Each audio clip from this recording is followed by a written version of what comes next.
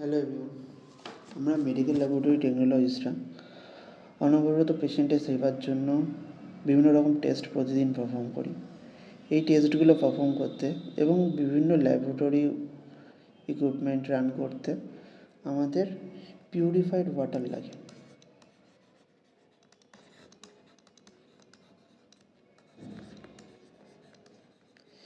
কিন্তু এই purified water সম্বন্ধে আমাদের নলেজ অনেকেরই খুব সীমিত।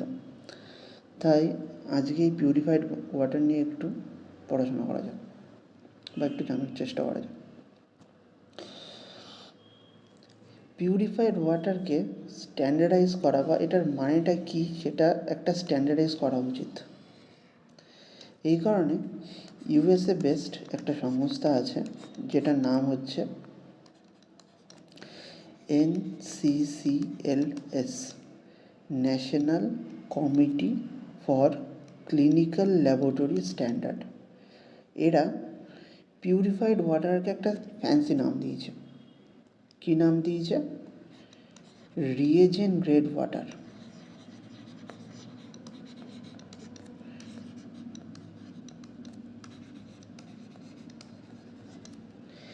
এই রিএজেন্ট গ্রেড ওয়াটারকে ওরা আবার 3 ভাগে ভাগ করেছে: টাইপ 1, টাইপ 2 অ্যান্ড টাইপ 3। কিন্তু এই রিএজেন্ট গ্রেড ওয়াটার 1, 2, 3 এর মানেটা কি? এর মানে হচ্ছে জলের একটা স্পেসিফিকেশান, মানে কোন জলটা কেমন হবে, তার মধ্যে রেজিস্টিভিটি, মাইক্রোবায়োলজিক্যাল কন্টেন্ট কেমন হবে, সেইটা হচ্ছে এই টাইপ 1, টাইপ 2, টাইপ 3-র মাধ্যমে ডিটারমিনেশান করা হয়। তার মানে এটা কি জলের একটা স্পেসিফিকেশান।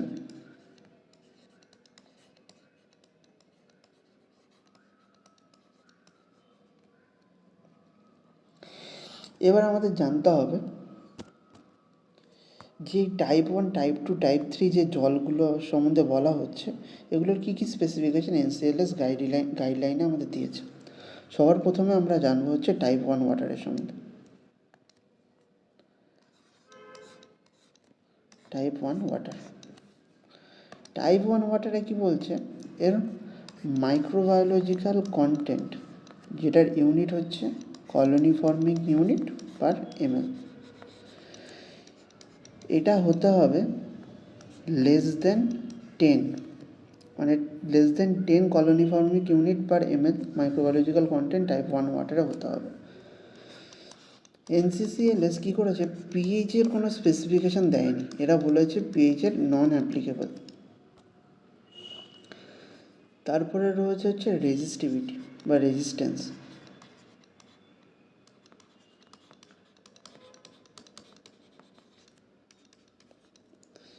এটার সম্বন্ধে কী বলছে?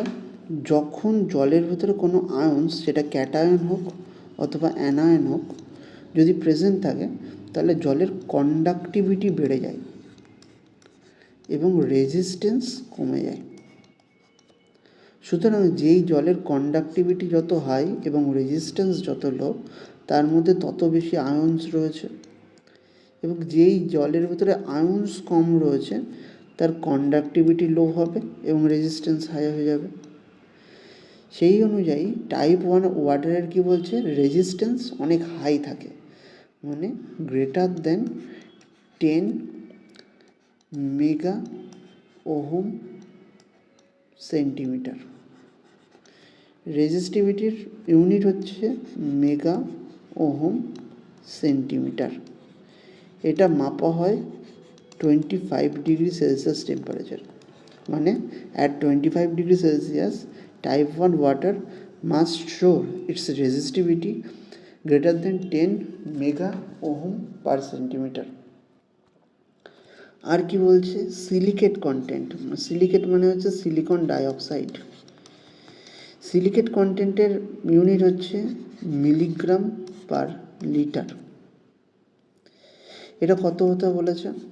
সিলিকেট কন্টেন্ট হতে হবে 0.05 মিলিগ্রাম পার লিটার, এর কম বা 0.05। এটা হচ্ছে ম্যাক্সিমাম হতে পারে, এর বেশি না হওয়াটাই বাঞ্ছনীয়।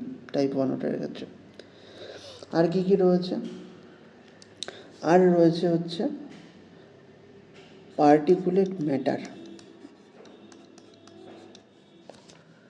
পার্টিকুলেট ম্যাটারের ক্ষেত্রে কি বলছে, টাইপ 1 ওয়াটারকে সবসময় 0.22 মাইক্রনের ফিল্টারের মধ্যে দিয়ে পাস করতে হয়, তাহলে ধরা হয় যে এর মধ্যে পার্টিকুলেট ম্যাটার যত আছে সব নেগলিজিবল হয়ে যায়। তারপরে রয়েছে হচ্ছে অর্গানিক কন্টেন্ট। এর আরেকটা নাম হচ্ছে টোটাল অর্গানিক কার্বন, TOC। এর জন্য কি করা হয়, জলকে কার্বন ফিল্টারের মধ্যে দিয়ে জলকে পাস করা হয় অ্যাক্টিভেটেড চারকোল বা অ্যাক্টিভেটেড কার্বন। অ্যাক্টিভেটেড চারকোলের মধ্যে দিয়ে যেই পাস করা হয়, জল হচ্ছে একদম পিউরিফাইড জলে বা হচ্ছে অর্গানিক কন্টেন্ট, লেস অর্গানিক কন্টেন্টওয়ালা জলে কনভার্ট হয়ে যায়। সেটাকে বলা হচ্ছে টোটাল অর্গানিক কার্বন। এটা সবসময়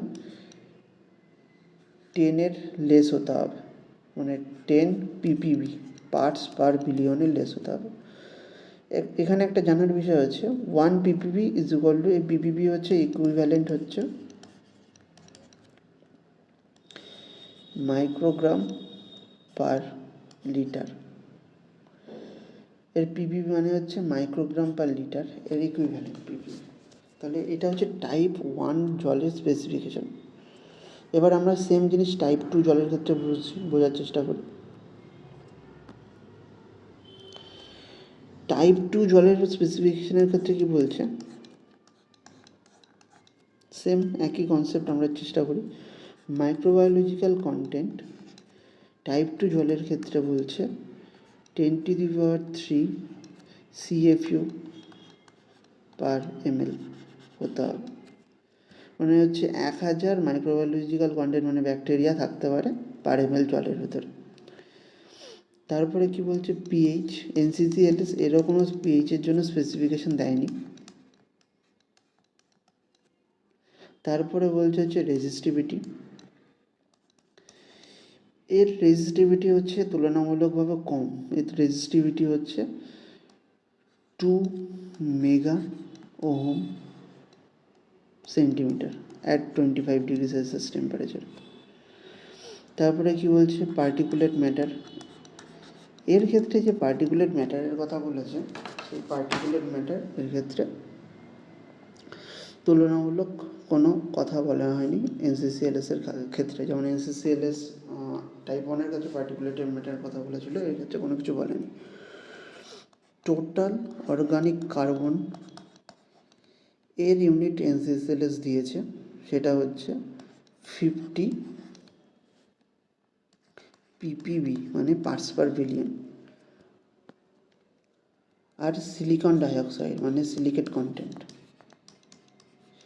সিলিকেট কন্টেন্ট বলছে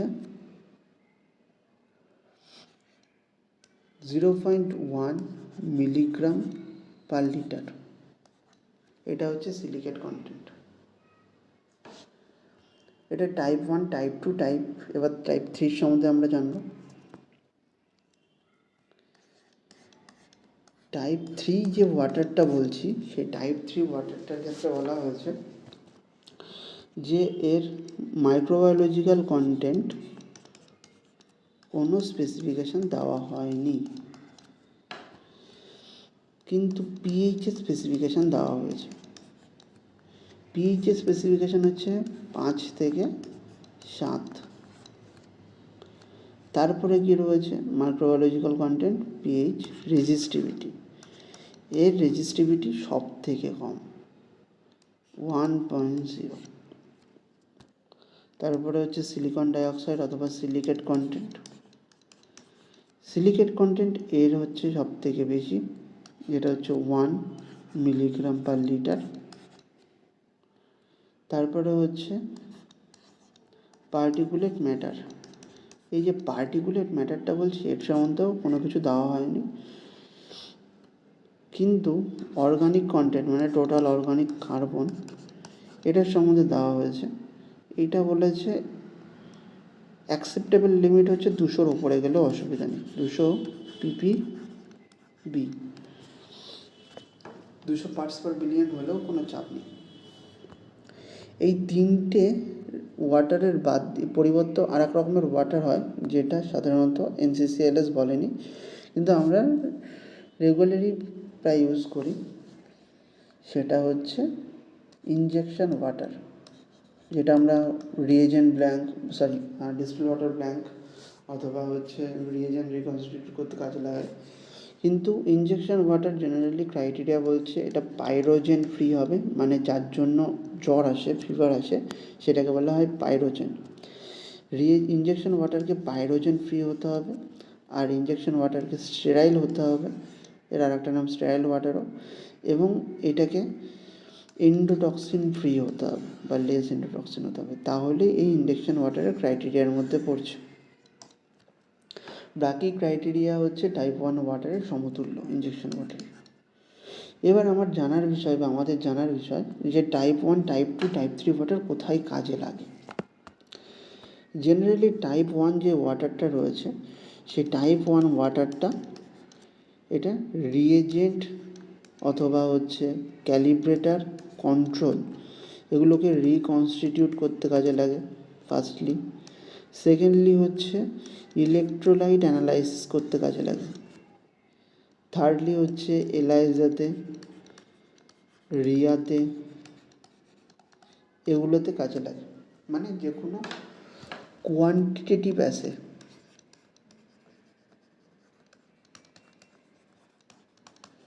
কোয়ান্টিটেটিভ যেখানে অ্যানালাইটিক্যাল সিস্টেম কাজ করছে, সেখানে হচ্ছে এই ওয়াটারটা কাজ করবে।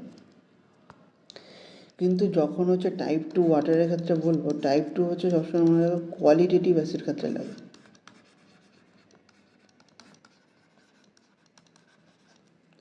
এবং এটা হচ্ছে বাফার সলিউশন, ওয়াশ সলিউশন, এইসব তৈরি করতে টাইপ 2 ওয়াটার কাজ করে। টাইপ 3 ওয়াটার যেটা রয়েছে এটা জেনারেলি ওয়াশিংয়ের কাজে লাগে। আচ্ছা, টাইপ 2 ওয়াটার আর একটা কাজ করে মিডিয়া প্রিপারেশনেও লাগে, কিন্তু টাইপ 3 ওয়াটার জেনারেলি ওয়াশিংয়ের কাজেই ব্যবহার করা হয়। কিন্তু এবার আমাদের জানার যেটা মেন প্রশ্ন হচ্ছে, এই যে ওয়াটার, এগুলো তৈরি হয় কী করে, এটা আমরা নেক্সট ভিডিওতে জানব।